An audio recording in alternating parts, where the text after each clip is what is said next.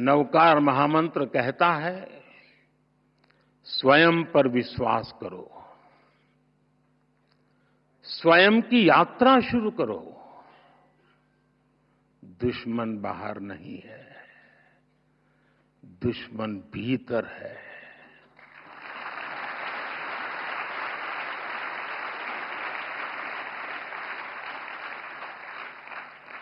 नकारात्मक सोच, अविश्वास, वैमनस्य, स्वार्थ, यही वे शत्रु हैं जिन्हें जीतना ही असली विजय है।